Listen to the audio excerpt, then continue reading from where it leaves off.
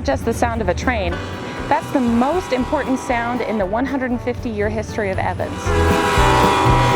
Because without that sound, this town would not even be here.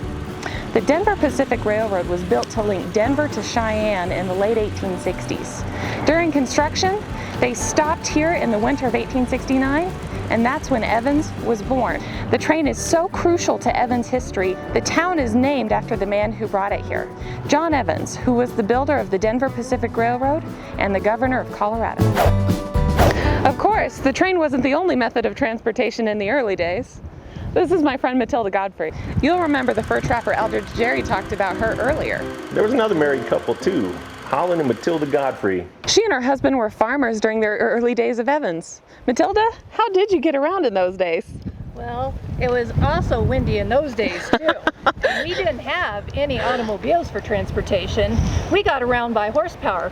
Almost every family had a horse or a donkey for transportation. Owning livestock wasn't just valuable for transportation, it was also crucial for farming because we could pull plows and carts into town with our produce. So livestock was a lot like automobiles back then, except instead of using gas, they ate grass.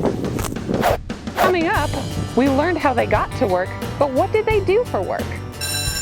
Plus, classes in session. Find out what it was like to go to school with somebody that was 12 years older than you. And later on, Evans is a culturally rich community. Find out how our city's diversity became our strength.